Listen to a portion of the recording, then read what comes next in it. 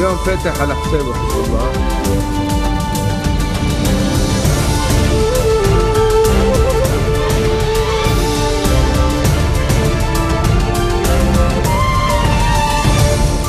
Good afternoon, you're watching the English newscast on Future Television. I'm Linda Tamim and these are today's headlines. Environment Minister Mohammed Al-Mashnouk meets with Saudi Foreign Minister Adel Al-Jubair in Indonesia and says Lebanon's relationship with Saudi Arabia is improving. At least 28 attackers and 7 civilians are killed as deadly clashes erupt between security forces and armed men in the Tunisian city of Ben Ghadan. And the EU begins a crucial summit on the migrant crisis, but a rift is already emerging on the closure of the main route through the Balkans. Environment Minister Mohammed Al-Mashnouk has expressed his belief that ties between Saudi Arabia and Lebanon have improved after a recent diplomatic row with Riyadh. Mashnouk's comments came after what he described as a positive meeting with the Saudi Foreign Minister Adel Al-Jubair on the sidelines of an extraordinary summit on Palestine and Jerusalem in Indonesia. A statement released by Mashnouk's office said the meeting highlighted the recent developments between the two countries and quoted Jubair as praising the efforts exerted by Prime Minister Tamam Slam to diffuse tensions with Saudi Arabia. During the meeting, Jubair reiterated that the arms initially ordered for the Lebanese army will be diverted to the Saudi military after Riyadh announced it was halting $4 billion worth of grants to Lebanese security forces. Mashnouk also held talks with Palestinian President Mahmoud Abbas on the sidelines of the summit and affirmed that Lebanon rejects any settlement that leads to the naturalization of Palestinians. Kuwait is exerting efforts to limit the tension between Lebanon and Saudi Arabia. Al-Liwa Daily said that Emir Sheikh Sabah Al-Ahmed Sabah has held contacts with top officials in Riyadh, and Kuwait's ambassador to Beirut informed Lebanese authorities about the result of his endeavors. Al-Liwa quoted informed sources as saying the Emir is keen on Arab unity in order to face the challenges that the region is facing at this difficult stage. Former Prime Minister Saad Hariri has received Finance Minister Ali Hassan Khalil, with whom he discussed the latest developments in the country. Hariri later met with Italian Catholic prelate Gabriele Caccia, with whom he discussed various local and regional affairs. Later on, he received former Minister Faisal Karami. Both men talked about the political developments in the country. Parliament Speaker Nabih Berri has received Saudi Ambassador to Lebanon Ali Awad Asiri at his Ain Tini residence. Talks between both men reportedly focused on the most recent developments in Lebanon and the region. Health Minister Wael Abu Faour has called for an end to the bickering within the Central Inspection Department, whose members have been trading blame over the obstruction of its work. In a televised news conference after meeting with head of the CID George Awad, Abu Faour revealed that Prime Minister Tamam Slam has assigned him to follow up on the case of the institution.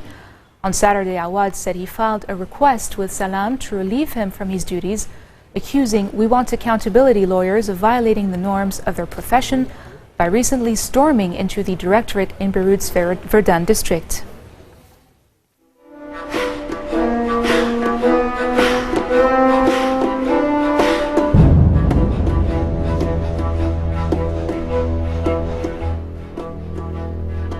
U.S. Vice President Joe Biden has ruled out a military solution to end Syria's conflict, calling for a political transition despite the difficulty. Biden's comments come as President Bashar al-Assad's regime and its opponents are to this week resume UN-sponsored peace talks in Geneva as a fragile ceasefire holds in Syria. Biden said the truce that went into effect in Syria on February 27th seems to be holding, but was not perfect nevertheless. He noted, however, that levels of violence have dropped significantly across the country and said this opened the way for the delivery of desperately needed humanitarian aid. Separately, Russia has offered access to its military bases in Syria to help store and deliver humanitarian aid. Defense Ministry spokesman Igor Konashenkov said that aid packages could be delivered and stored at its naval base in the Syrian port of Tartus, and transport planes carrying aid could land at its airbase in Latakia. And coming up next, a music video mocking Russian President Vladimir Putin goes viral on the web. Stay tuned.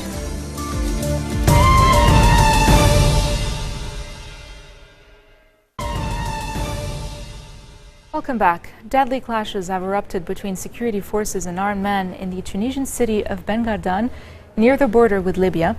The Tunisian Ministry of Interior said at least 28 attackers and 7 civilians were killed in the violence, along with at least 1 soldier. Assailants simultaneously attacked an army barracks and National Guards with heavy weaponry, including rocket-propelled grenades. An ambulance was also stolen in the clashes. While the situation has calmed down, authorities said a curfew will be implemented in the city this evening. A security and military campaign began last week in Ben Gardan after Tunisian security officials said terrorist groups sneak into the country. Officials said the campaign followed raids in Libya against ISIL fighters. The EU has begun a crucial summit on the migrant crisis, but a rift has already emerged on the closure of the main route through the Balkans. A draft communiqué had revealed the EU was about to declare the route was now closed, but the German government rejected this as speculation. Turkey is also attending the summit, which is tackling Europe's worst refugee crisis since World War II. We have many challenges in front of us. The only way to respond to these challenges is solidarity. Solidarity, at the end of the day, our continent is our continent altogether, and we have to see the whole picture, not just irregular migration, but the whole future of our continent is on the table, where we need solidarity between us. And I am happy today that there is much more intensive awareness of these challenges among the European leaders. I am sure these challenges will be solved through our cooperation, and Turkey is ready to work with EU. Turkey is ready to be member of EU as well. And today I hope this summit, which will not focus on irregular migration but also Turkish accession process to EU, will be a success story and a turning point in our relations in a positive way. Thank you very much. Well, this is our common problem. It's not a problem of one country. This is a European problem. So we have to find collective solutions, European solutions in this problem. Unfortunately, between the two summits, there were agreements that didn't implement for everybody. This is a problem for our common home, for Europe. If there are agreements that we not implement, there are not agreements at all. North Korea has pledged a sacred war of justice for reunification, including a nuclear strike against the United States, saying joint military exercises by Seoul and Washington were being carried out to prepare for an invasion. South Korean and U.S. troops began large-scale military exercises in an annual test of their defense against North Korea, which called the drills nuclear war moves and threatened to respond with an all-out offensive. South Korea said the exercises will be the largest ever following North Korea's 4th nuclear test in January and a long-range rocket launch last month that triggered a UN Security Council resolution and a tough new sanction. Bernie Sanders has won the Democratic caucuses in Maine, scoring a needed victory in the northeastern U.S. state for his challenge to Hillary Clinton for their party's presidential nomination. In fact, Sanders led Clinton with 64.3% of the vote compared to her 35.5%. The victory along those lines would see him take most of the state's 25 convention delegates at stake. It was an expected win for Sanders, who enjoys strong backing in the northeastern U.S. region and hails from nearby Vermont. The win came as the two Democratic presidential contenders squared off in a debate in Michigan on Sunday, where they clashed angrily over trade, the car industry, bailout, and Wall Street. On Sunday, Clinton sought the support of 3 African-American churches in Detroit's East Side ahead of the Michigan's primary on Tuesday. She promised to help the region continue to make progress following years of bankruptcy, recession, and mismanagement that have plagued the once vibrant city. I need your help on Tuesday in the primary.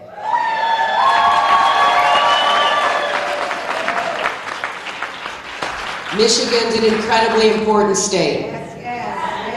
Because with all the hard knocks that Michigan has suffered, this state is also showing resilience. This city is showing resilience. The lights are on, the buses are running. I want to be your partner as your president to continue that progress, to once again give Detroit and Michigan the place of honor that you deserve.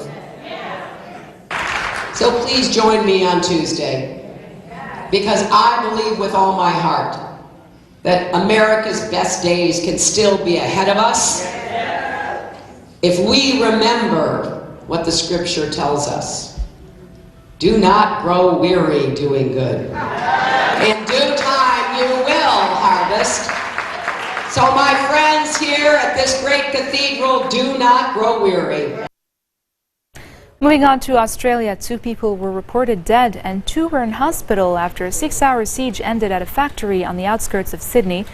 Australian media says heavily armed police stormed the building at about 5 p.m. local time and walked out with 3 people who were believed to be hiding during the 6-hour ordeal. The gunman, whose identity wasn't revealed, reportedly took his own life.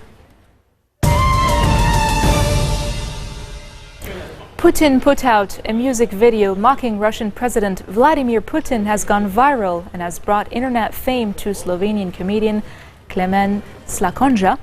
In fact, over 3 million viewers have clicked on the 3-minute spot so far.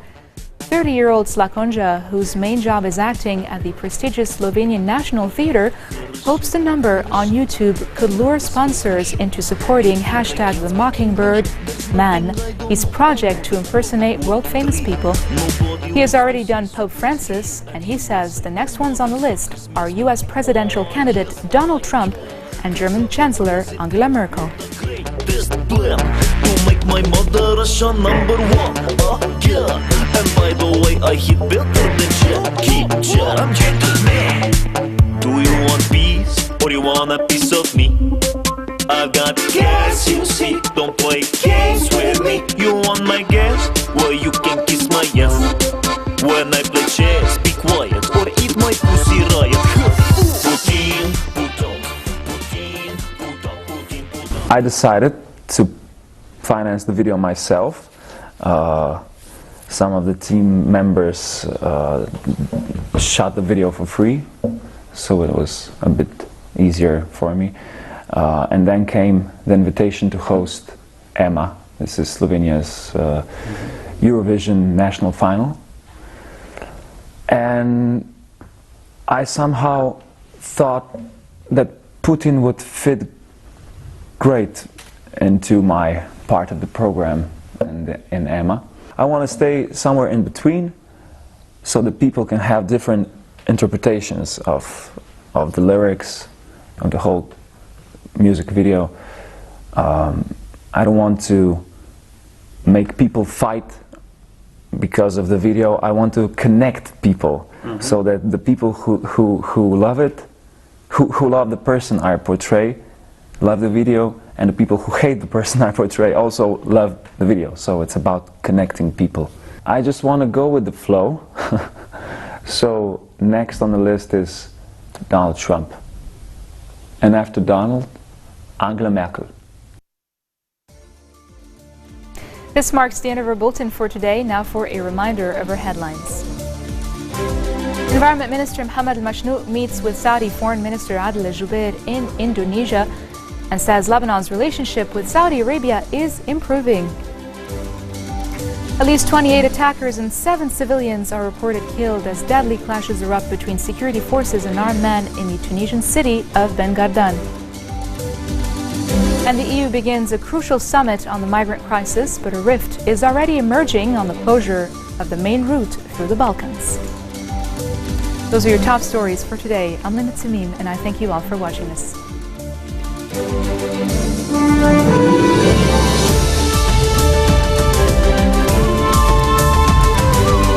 واليوم فتح على حسابه حزب الله.